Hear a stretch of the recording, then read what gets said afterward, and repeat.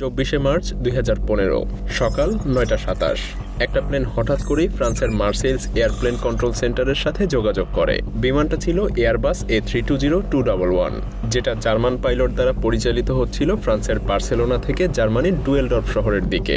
সবকিছু ঠিকঠাকই চলছিল, কিন্তু কয়েক মিনিট পরেই কিছু একটা গোলমাল শুরু হয়।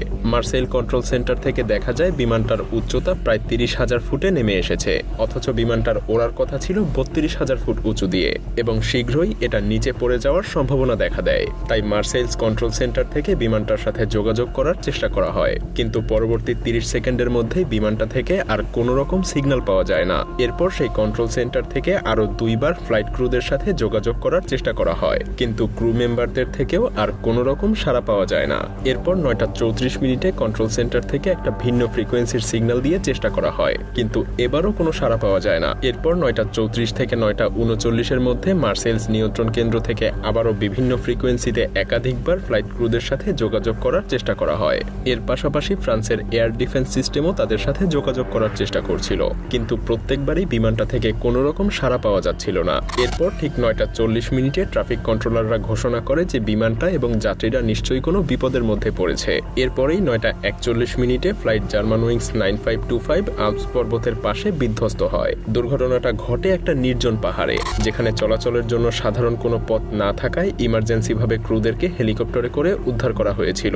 বিমানটা সম্পূর্ণভাবে ধ্বংস হয়ে গিয়েছিল, অবশিষ্ট ছিল শুধু এর ছোট ছোট কিছু টুকরো। বিভিন্ন তদন্ত শেষে মাত্র 1 সপ্তাহের মধ্যেই ককপিট ভয়েস এবং ফ্লাইট রেকর্ডারের রেকর্ড উদ্ধার করা হয়। আর যখন তদন্ত কমিটি এই সব তথ্য একসাথে বিশ্লেষণ করছিল, তখন তাদের সামনে উন্মোচন হয় এক ভিন্ন সত্য।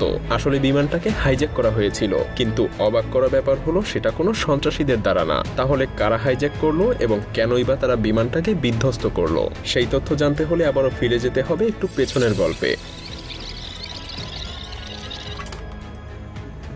তো চলুন এই রহস্যটাই আগে উন্মোচন করা যাক। বিমানটা তার কাঙ্ক্ষিত উচ্চতায় ওঠার পর ক্যাপ্টেন 9:30 বাথরুমে যাওয়ার জন্য ককপিট থেকে বের হয়ে আসে। তিনি ককপিট ছাড়ার পরে 9:34 ককপিট থেকে নতুন আরেকটা উচ্চতা সেট করা হয়। ক্যাপ্টেন ফিরে এসে যখন ককপিটে ঢোকার চেষ্টা করছিলেন, তখন সে আর ককপিটে ঢুকতে পারছিল না। ককপিটের দরজা পুরোপুরিভাবে লক হয়েছিল। এরপর সেই ককপিটের দরজার সামনে এসে দাঁড়াতেই ক্যাপ্টেন বুঝতে পারে সহকারী কো-পাইলট বিমানটা হাইজ্যাক করেছে, আর ভেতরে ঢোকার কোনো রাস্তাই এখন আর তার হাতে নেই। এবার আরো কিছুটা পেছনে ফেরা যাক। 2001 সালে টুইন টাওয়ার হামলার পর থেকে হাইজ্যাকারদের হাত থেকে রক্ষা করতে বিমানের ককপিটগুলোতে কিছুটা পরিবর্তন আনা হয়েছিল।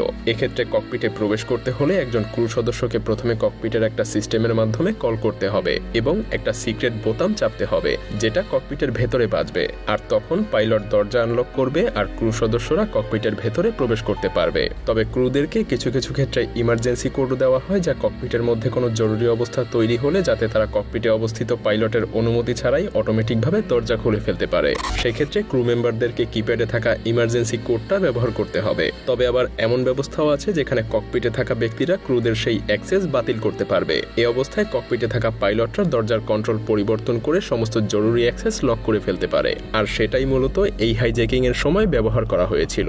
এই সুযোগ ব্যবহার করেই কো-পাইলট বিমানের দরজার কন্ট্রোল পরিবর্তন করে ককপিটে প্রবেশ স্থায়ীভাবে বন্ধ করে দিয়েছিল।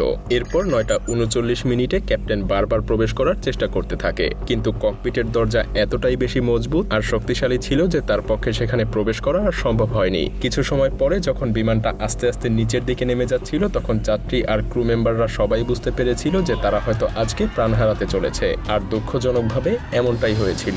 এই মারাত্মক দুর্ঘটনায় তেমন কেউই বেঁচে ফিরতে পারেনি। 144 জন যাত্রী সহ 4 জন কেবিন ক্রু, ক্যাপ্টেন, সহকারী পাইলট সবাই মারা গিয়েছিল।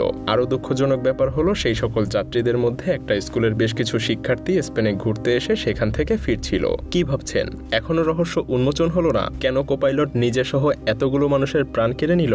মূলত সেই সহকারী পাইলটের বয়স ছিল মাত্র 27 বছর, আর ছোটবেলা থেকেই তার পাইলট হওয়ার তীব্র আকাঙ্ক্ষা ছিল।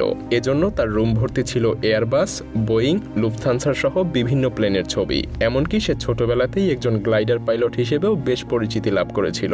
স্কুল পাশ করেই সে লুফথানসার ফ্লাইট একাডেমিতে ভর্তি হয়ে যায়। চায়, কিন্তু তার কয়েক মাস পরেই ফ্লাইট একাডেমিতে তার পড়াশোনা বন্ধ করে দেয়া হয়, কারণ মারাত্মক ডিপ্রেশনে ভুগছিলেন তিনি। ফলে লম্বা সময় ধরে তাকে বিভিন্ন চিকিৎসার মধ্যে দিয়েও যেতে হয়েছিল। এছাড়াও প্রতি সপ্তাহে বেশ কয়েকজন মানসিক ডাক্তারের অ্যাপয়েন্টমেন্টও তাকে নিতে হয়েছিল। অবশেষে তিনি পুরোপুরি সুস্থ এমন একটা মেডিকেল সার্টিফিকেট পেয়ে যান। সেই সাথে এর কিছু মাস পরে তার ফ্লাইং লাইসেন্স এবং স্টুডেন্ট আইডিও ফেরত দেয়া হয়, কিন্তু একটা শর্ত দেয়া হয় যে যদি পরবর্তীতে আর কখনো এমন অসুস্থতা প্রকাশ পায় তাহলে তার পাইলট হওয়ার স্বপ্ন চিরতরে বাতিল হয়ে যাবে।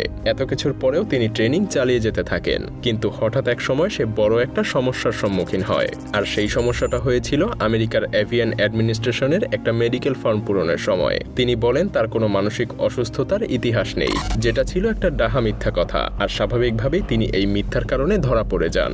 এমন গুরুত্বপূর্ণ একটা আবেদনের সময় মিথ্যা কথা বললে শাস্তিস্বরূপ জেল জরিমানা হওয়াটা খুবই স্বাভাবিক একটা ব্যাপার, কিন্তু প্রশাসন তাকে আরও একটা সুযোগ দেয়। তিনি সত্যটা স্বীকার করে নেন, তাই ফ্লাইট ট্রেনিং এর জন্য তাকে আবারও ফিরে যাওয়ার সুযোগ দেয়া হয়। কিন্তু তারপর কি ঘটে? সমস্ত ট্রেনিং শেষে 2013 সালে তিনি জার্মান উইং নামের একটা লো বাজেটের এয়ারলাইন্সে যোগদান করেন, কিন্তু দুর্ভাগ্যজনকভাবে ঠিক 1 বছর পর তার ডিপ্রেশন আবারও ফিরে আসে। তার মনে হতে থাকে তিনি অন্ধ হয়ে যাবেন, ফলে প্রায় প্রতি সপ্তাহে তাকে চক্ষু বিশেষজ্ঞের কাছে যেতে হতো। মূলত তার হ্যালুসিনেশনের কারণে অদ্ভুত আলোর ঝলকানি আর উড়ন্ত বিভিন্ন পোকা তার চোখের সামনে ভেসে উঠত, কিন্তু ডাক্তার পরীক্ষা নিরীক্ষা করে তেমন কোনো সমস্যা খুঁজে পায় না। উপায় না পেয়ে তার পারিবারিক ডাক্তার খুব দ্রুতই তাকে কোনো একজন ভালো মানসিক বিশেষজ্ঞের কাছে যেতে বলেন, কিন্তু তিনি ডাক্তারের কথা খুব একটা পাত্তা না দিয়ে তার কাজ চালিয়ে যেতে থাকেন। এভাবে চলে আসে 2015 সাল। তিনি বাধ্য হয়ে জানুয়ারি মাসে তার পুরনো একজন মানসিক বিশেষজ্ঞের শরণাপন্ন হন। সেখানে তিনি সাইকোথেরাপি নিতে থাকেন। সেই সাথে তাকে দেয়া হয় প্রচুর তীব্র এবং শক্তিশালী মেডিসিন। অবাক করা ব্যাপার হলো তিনি এই সবকিছু গোপন করে এমন অবস্থাতেই বিমান চালাতে থাকেন। এমনকি ফেব্রুয়ারি থেকে মার্চ পর্যন্ত তিনি বেশ কয়েকজন ডাক্তার দ্বারা মানসিক ভারসাম্যহীন হিসেবেও চিহ্নিত হন, অথচ তিনি নিজেকে না বরং অন্য কিছুকে পরিবর্তন করতে চাচ্ছিলেন। আরও অবাক করা ব্যাপার হলো প্লেন ক্রাশের ঠিক 4 দিন আগে তিনি কম্পিউটারে বসে এয়ারবাস A320 ককপিটের লক কিভাবে কাজ করে তা দেখতে থাকেন। এর কয়েকদিন পরেই তিনি সেই ফ্লাইটের ককপিটে বসে বিমান নিচে নামানোর সেটিংসে প্রবেশ করেন, যে সময়টাতে মেইন পাইলট ককপিটের বাইরে গিয়েছিলেন। পরবর্তীতে তিনি এই সেটিংস ব্যবহার করেই বিমানটাকে ক্র্যাশ করিয়ে অসংখ্য মানুষকে নিয়ে আত্মহত্যা করেন। এজন্যই গুরুত্বপূর্ণ ক্ষেত্রগুলোতে কাউকে সুযোগ দেওয়ার আগে তার মানসিক অবস্থা সেই সাথে আরও বেশ কিছু পরীক্ষা নিরীক্ষা করে নেওয়া হয়, কিন্তু তারপরেও দুর্ভাগ্যজনকভাবে কখনো কখনো ভুল মানুষ এসব গুরুত্বপূর্ণ কাজে নিয়োগ পেয়ে যায় আর ঝরে যায় কিছু তাজা প্রাণ।